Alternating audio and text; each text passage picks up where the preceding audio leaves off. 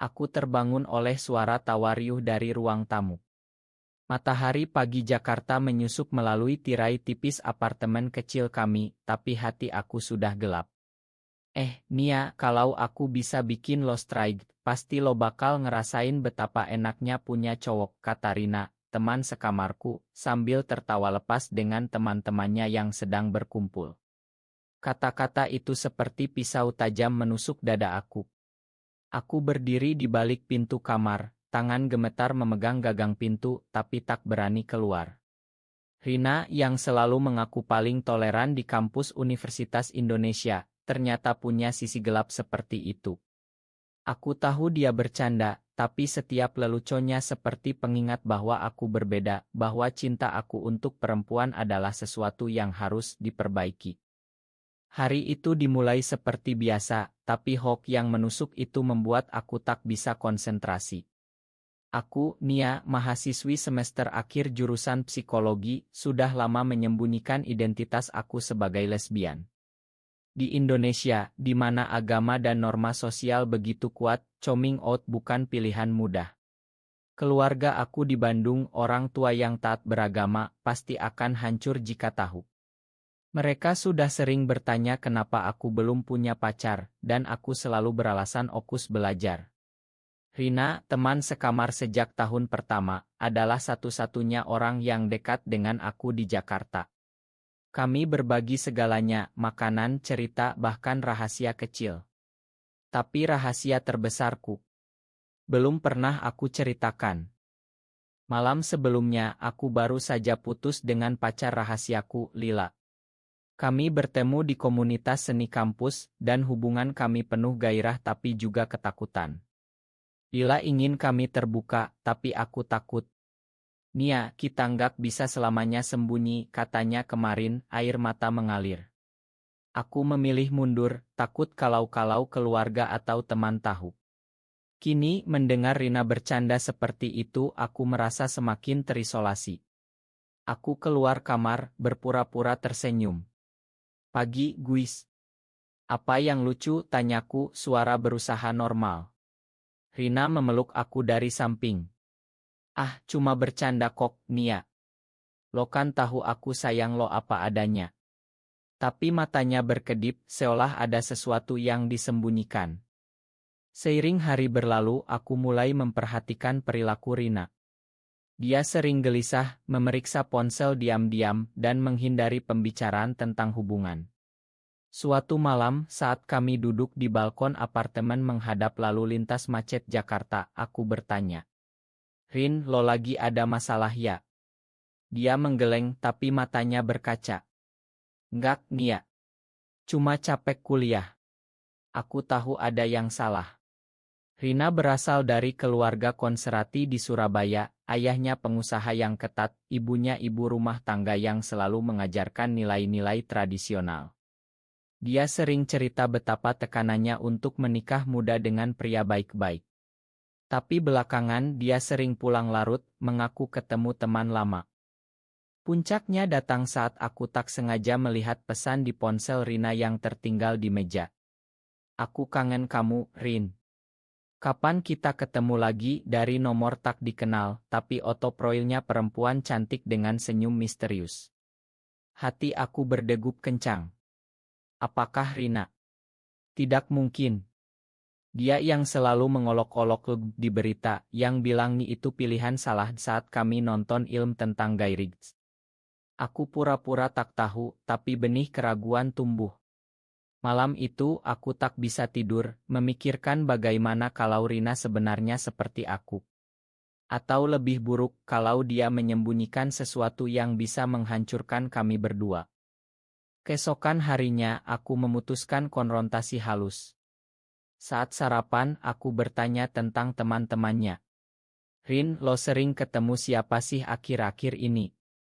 Dia tersedak kopi. Ah, cuma teman SMA dulu. Kenapa? Matanya menghindar. Aku tekan lebih dalam. Lo kelihatan bahagia banget pas chatting kemarin. Wajahnya memucat. Lo ngintip ponsel gue, tuduhnya, suara naik. Pertengkaran pertama kami pecah. Dia bilang aku tak punya hak, aku bilang dia berubah. Tapi di balik amarah, aku lihat ketakutan di matanya.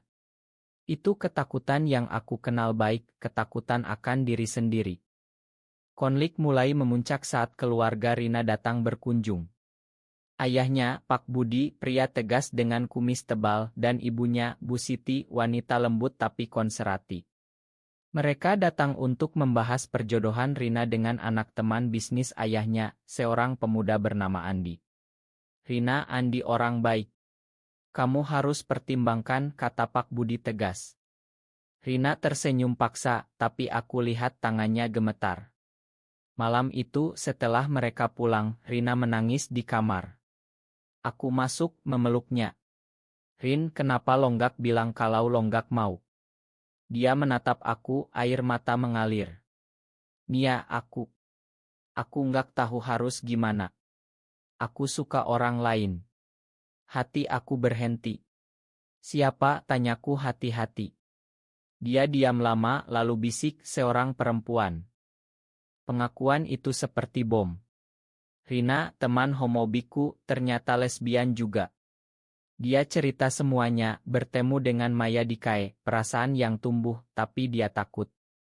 Aku benci diri sendiri, Nia. Makanya aku sering bercanda gitu buat nutupin. Aku terkejut, tapi juga marah. Lo tahu betapa sakitnya kata-kata lo itu buat gue, kataku. Dia meminta maaf, tapi keretakan sudah ada. Aku cerita tentang diriku, tentang Lila. Kami menangis bersama, tapi itu baru awal dari badai. Pagi berikutnya, suasana apartemen tegang. Rina dan aku menghindari mata satu sama lain, tapi rahasia kami sekarang terbuka. Aku memutuskan membantu dia, meski hati masih sakit. Rin, lo harus hadapi ini. Jangan seperti gue sembunyi selamanya. Dia mengangguk, tapi ketakutan terlihat jelas. Kami mulai bicara lebih dalam tentang perasaan kami. Rina cerita bagaimana sejak SMA dia sudah merasa berbeda, tapi keluarga menekan untuk normal. Ayahnya pernah bilang kalau ada yang begitu di keluarga kita, lebih baik mati. Kata-kata itu menghantui dia. Sementara itu, Lila menghubungi aku lagi. Nia, aku masih sayang kamu. Kita coba lagi. Aku ragu, tapi dengan dukungan Rina, aku setuju bertemu. Kami ketemu di Taman Menteng, di tengah hiruk-pikuk Jakarta. Lila cantik seperti biasa, rambut panjangnya berkibar angin. Aku capek sembunyi, Nia. Kalau kita mau bersama, harus terbuka. Aku cerita tentang Rina, dan dia terkejut. Wah, ironis ya. Teman lo yang homobik ternyata sama. Pertemuan itu memberi harapan tapi juga tekanan baru. Di sisi lain, Rina mulai bertemu Maya lebih sering. Maya, mahasiswi seni dari Yogyakarta, lebih berani. Dia ingin Rina coming out ke keluarga. Rin, kita nggak bisa selamanya rahasia, kata Maya. Rina panik.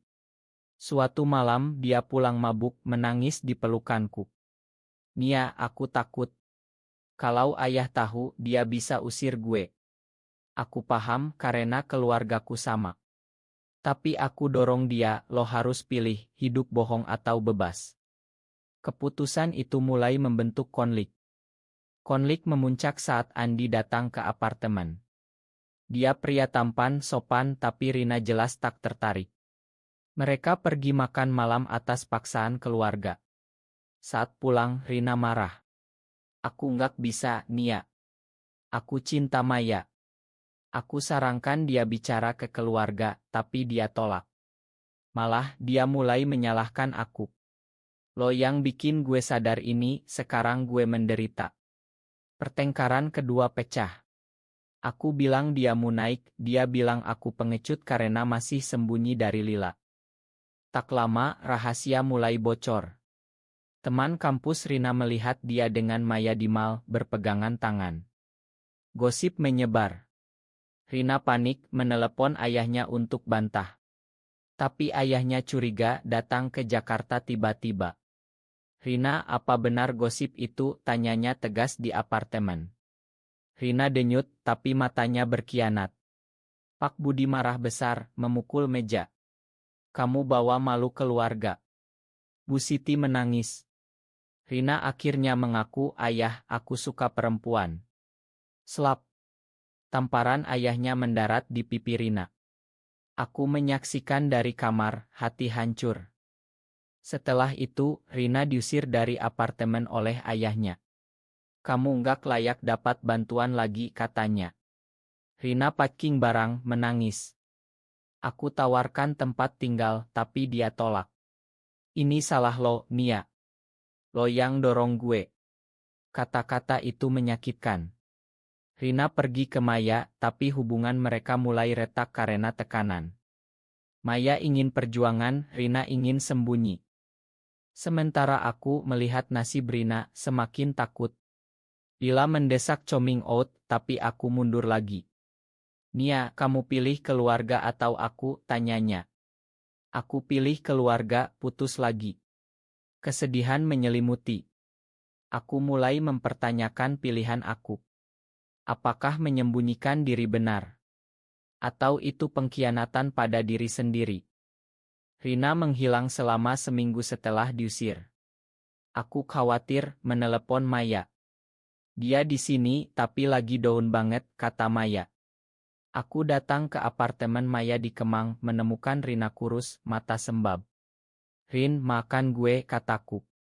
Dia peluk aku, menangis. Nia, gue salah. Gue yang munaik. Kami rekonsiliasi, tapi luka masih ada. Rina cerita ayahnya blokir nomornya, ibunya diam saja. Gue kehilangan segalanya, katanya. Dari situ, Rina mulai berubah. Dia bergabung dengan komunitas di Jakarta, meski rahasia. Maya mendukung, tapi tekanan sosial besar. Di Indonesia, undang-undang tak melindungi dan masyarakat sering diskriminasi. Rina dapat ancaman dari teman lama, lo najis, kata salah satunya. Itu membuat dia semakin kuat, tapi juga rapuh. Aku, terinspirasi Rina, mulai mendekati Lila lagi. Kami bertemu di KAE, bicara panjang. Aku mau coba terbuka, tapi pelan-pelan, kataku. Lila setuju. Tapi nasib buruk datang. Orang tua aku datang ke Jakarta untuk ulang tahun adik. Mereka tinggal di apartemen dan tak sengaja lihat foto Lila di ponselku. Siapa ini, Nia? Kenapa lo deket banget, tanya ibu. Aku bohong, teman biasa. Tapi ayah curiga. Malam itu ayah konfrontasi. Nia, jangan bohong. Apa lo? Seperti itu. Suaranya gemetar. Aku denyut, tapi air mata mengalir. Ayah, makan aku. Pengakuan keluar. Ayah marah, kamu bawa dosa besar. Keluarga kita hancur.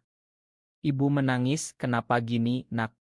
Mereka pulang ke Bandung, tak bicara lagi. Aku hancur, tapi lega. Rina dengar ceritaku, datang menghibur. Lo berani, Nia. Gue bangga. Tapi ironisnya, hubungan Rina dengan Maya retak. Maya selingkuh karena Rina terlalu fokus pada trauma. Gue butuh orang yang kuat, Rin, kata Maya saat putus. Rina hancur lagi, kembali ke apartemen aku. Semua ini karena gue coming out, katanya. Konflik baru muncul saat gosip sampai ke kampus. Dosen tahu dan aku dipanggil dekan. Nia, ini bisa pengaruhi beasiswa lo. Tekanan sosial meningkat. Teman-teman menjauh, bisik-bisik di belakang. Aku dan Rina saling dukung, tapi masing-masing bayar harga mahal, kehilangan keluarga, teman, stabilitas. Bulan-bulan berikutnya adalah neraka. Aku kehilangan beasiswa karena masalah moral, terpaksa kerja paruh waktu di KAE. Rina, tanpa dukungan keluarga, drop out kuliah, kerja sebagai barista. Kami hidup susah, tapi bersama. Lila kembali membantu aku. Kita lawan bareng, katanya. Hubungan kami semakin kuat meski tantangan besar. Rina setelah putus dari Maya mulai introspeksi. Dia ikut terapi di komunitas belajar terima diri. Tapi suatu hari ayahnya hubungi lagi. Rina, ayah sakit. Pulanglah. Rina ragu tapi pergi ke Surabaya. Di sana konfrontasi besar. Ayah minta maaf, ayah salah, nak. Ayah takut kehilangan lo. Tapi dengan syarat jangan terbuka di masyarakat. Rina tolak, ayah harus terima gue apa adanya. Pertengkaran pecah, Rina pulang dengan hati hancur. Aku, Manuhile, dapat dukungan dari Lila. Kami ikut demo hak di Monas meski berisiko. Di sana kami bertemu aktivis, belajar perjuangan. Tapi baliknya, ancaman datang, pesan anonim, hati-hati, lo bisa diusir dari Jakarta. Ketakutan kembali. Puncak drama saat Rina dapat tawaran kerja di Bali, tapi harus tinggalkan aku. Nia, gue harus mulai baru. Aku sedih, tapi dukung. Sebelum pergi, kami bicara panjang. Rin, lo bayar harga mahal, tapi lo bebas sekarang. Dia tersenyum, iya, tapi gue kehilangan segalanya dulu. Setelah Rina pergi, aku fokus pada hubungan dengan Lila. Kami pindah bersama, mulai hidup terbuka pelan-pelan. Keluarga aku mulai melunak, ibu hubungi, nak, ibu kangen. Ayah masih diam, tapi harapan ada. Tahun berlalu, aku lulus kuliah dengan susah payah, kerja di ngohak perempuan. Lila menjadi pasanganku resmi meski tak diakui hukum. Rina di Bali menemukan cinta baru, hidup bahagia. Tapi luka masa lalu tetap. Suatu hari, Rina kembali ke Jakarta untuk Reni. Kami bertemu, cerita lama. Nia, dulu gue benci lo, tapi lo yang selamatkan gue. Aku tersenyum, kita sama-sama bayar harga. Cerita kami jadi inspirasi bagi yang lain di komunitas. Tapi pertanyaan tetap, apakah coming out selalu benar, meski harganya kehilangan segalanya? Atau menyembunyikan diri adalah pilihan bijak di masyarakat seperti Indonesia?